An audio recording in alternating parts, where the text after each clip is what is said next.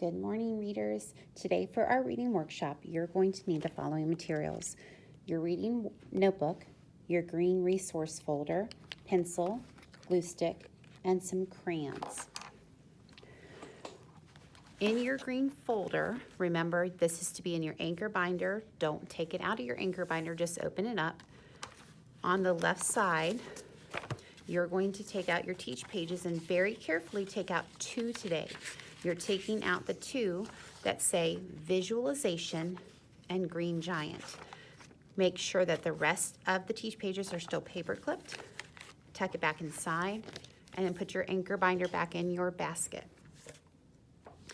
In your reader's notebook, we're going to open back up. Last week, we had finished up our first unit on launching the reader's workshop. Today, we're going to begin a new unit on reading strategies. So we're going to go ahead to our notebook, find the last lesson of our launching, which was about accountable talk. We're going to turn the page, and today we're going to be inserting pages 23. So record on the top left corner, and then on the top right, page 24.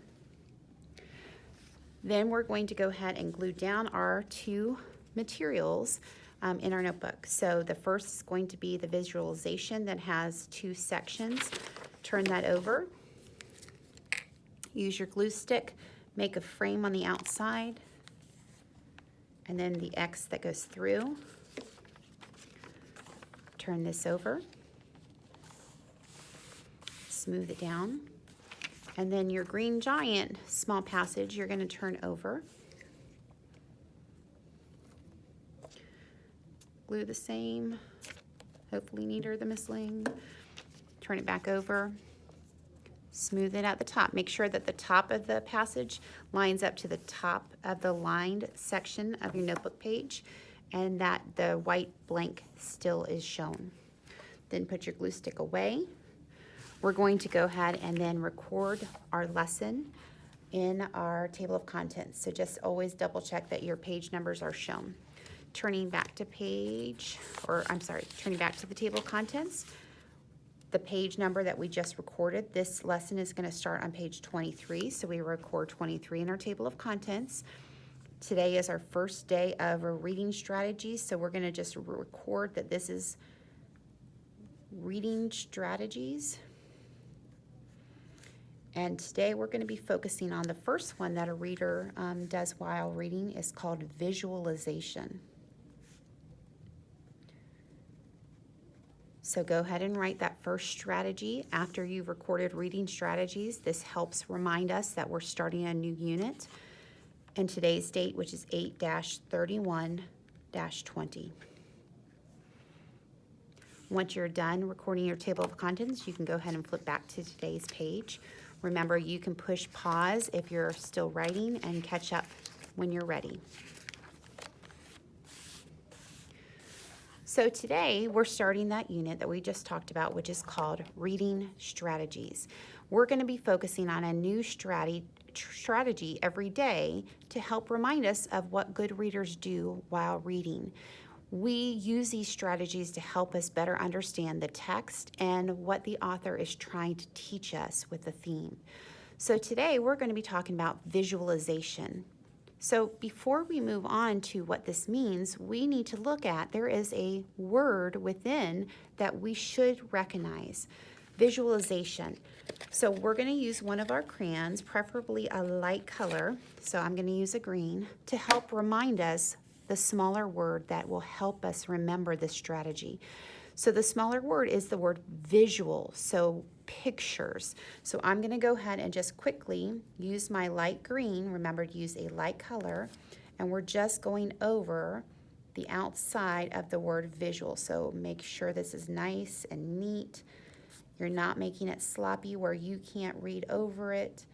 You're basically using your crayon as a type of highlighter. We're not using a highlighter today, we're just using our crayon to help us instead.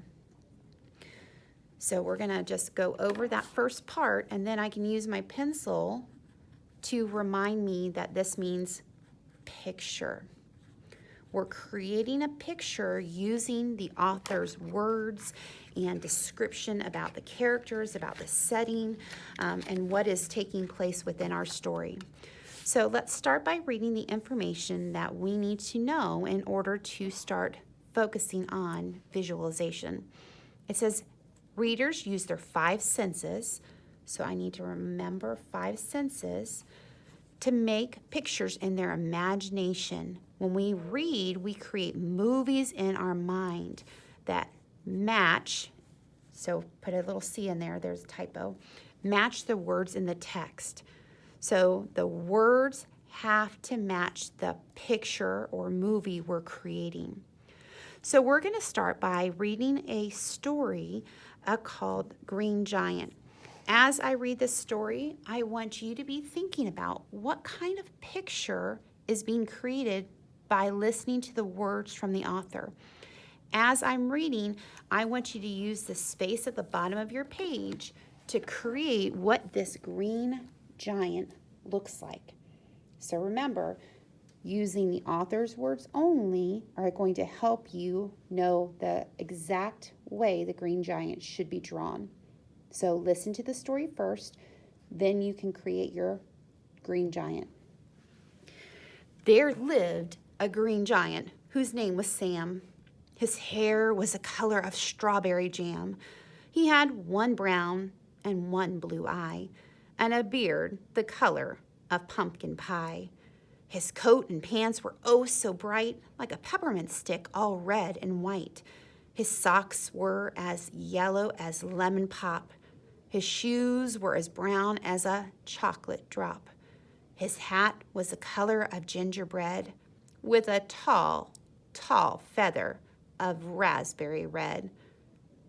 So listening to the description of how the author is creating this picture in our mind, they're giving us very explicit colors to be using for different parts of this character. So we're going to go back and mark our text to help us remember those important parts. So it says there lived a green giant. Well, the green part is going to definitely be important because that's a color. The next statement, his hair, so this is a part of him. His hair was the color of strawberry jam. So I know that's kind of like a red color, so I'm going to just write red to the side. He had one brown, so I know that it's going to be 2 colors, one brown and one blue eye. So I'm going to go ahead and remember there's 2 colors there. The next line, a beard, so another part of this person's body, was the color of pumpkin pie.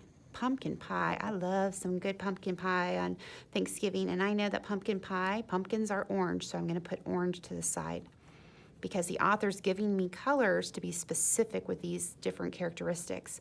His coat, so this is a piece of clothing he's wearing, his coats and pants were oh so bright. Well, it doesn't tell me a color yet. This is just an adjective, so I know it's going to be a bright color. Like a peppermint stick. Ooh, there's a good description of a color. Peppermint sticks. I remember peppermint sticks from our Christmas time holidays. All red and white. So here is where the colors are, red and white. So that tells me that the coat and pants are red and white. The next part, his socks, so that means we're going to have to see his socks, were as yellow as lemon pop. I love that they give me that comparison. His shoes were as brown, once again, a comparison, as a chocolate drop. So when I pick the color brown, I need to remember it kind of reminds me of chocolate. His hat was the color of gingerbread. Wow, that's not necessarily a color, but I know that description and that comparison. Gingerbread is like a light brown, dark brown, depending on the baking time. So it's going to be a brown still with a tall, tall feather. So this is a very descriptive part of that hat. So it's going to be tall and tall. So it's really tall. Don't just draw a little short one of raspberry red. So that red color coming back in. Now make sure that you're using the bottom portion of your page to draw what the author intended you to visualize as you were reading about the Green Giant. When you're done, go ahead and push play again, and then you can come back to our next work together. Mrs. Ling will put her picture of the Green Giant later on in this video.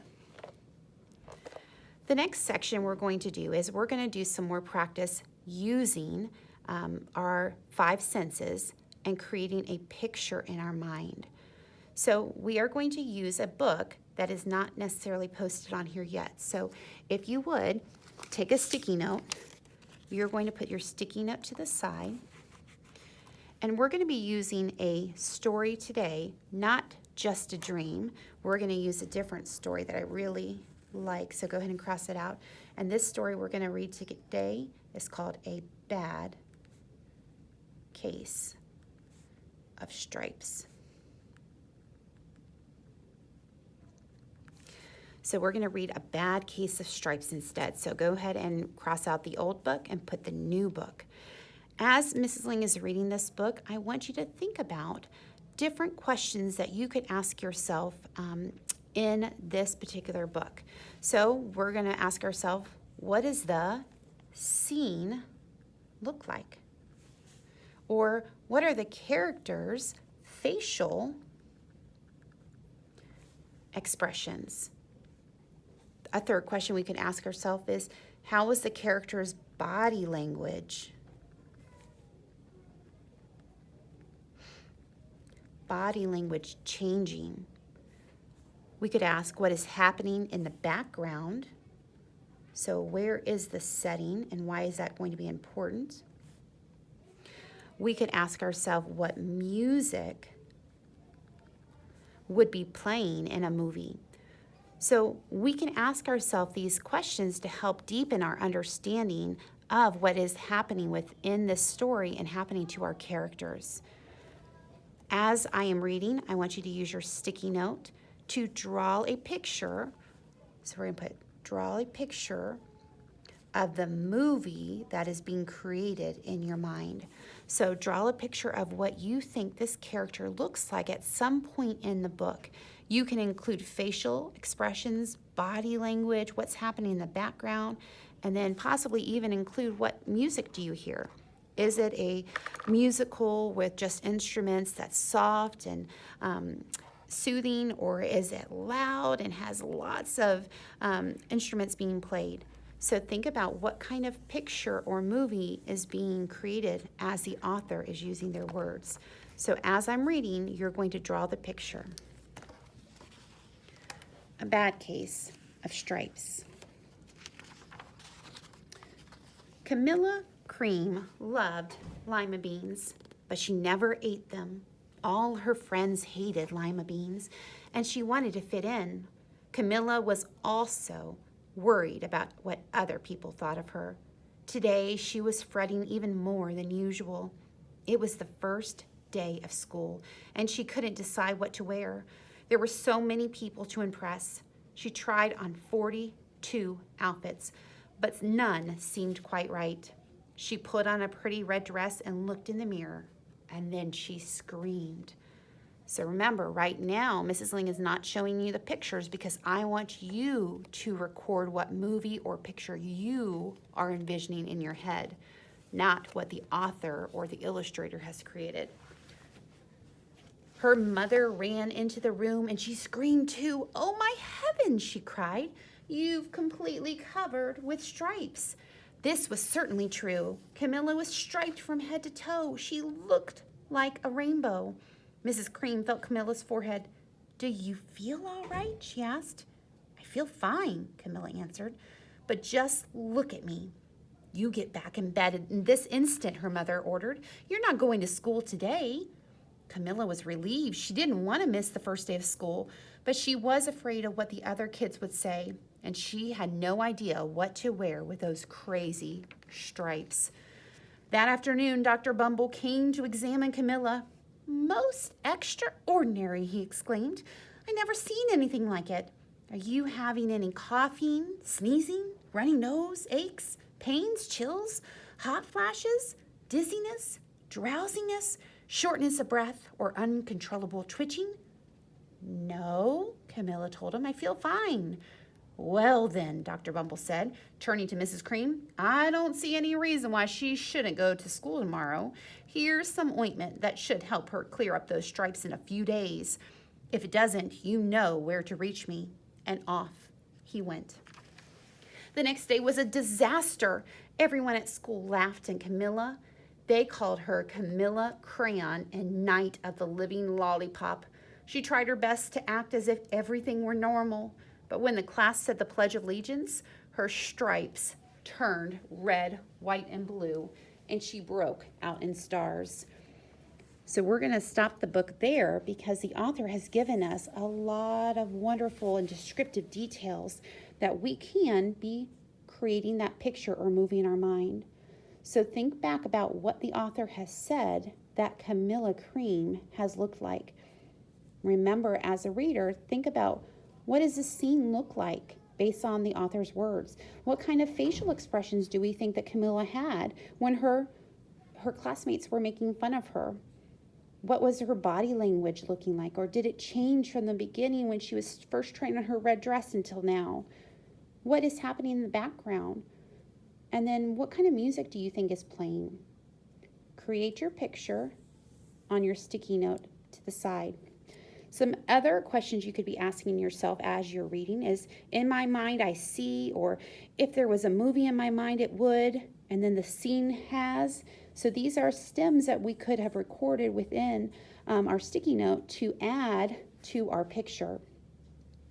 This last section for nonfiction, we are also going to be working on during our independent time today. So you are not going to read this story, Scientists Study Huge Patch of Trash in the Ocean. That would be if we were in class using this article. But instead, you're going to be using Epic to find an informational text today. So a text about a topic that you're going to be learning, so nonfiction. And you're going to be using the same reading strategy of how can I visualize what the author is describing with their words. So we're going to give ourselves some questions that you're going to do for independent time today. The first is, can you label a diagram? You might ask, can you see a map? And where are they? So where in the location of the world are they located when they're describing this particular topic?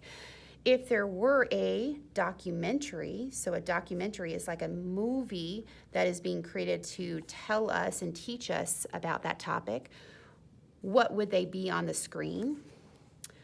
A fourth one could be, what other pictures would you like to see? So oftentimes they will add some pictures of whatever topic they are describing in that informational text, but what other pictures would you feel would be beneficial to learning about that topic?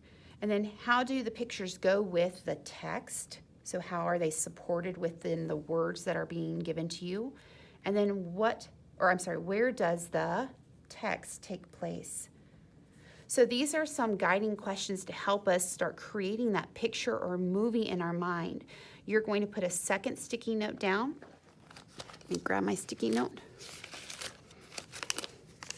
And this is going to be your independent work today. So we're going to put independent work.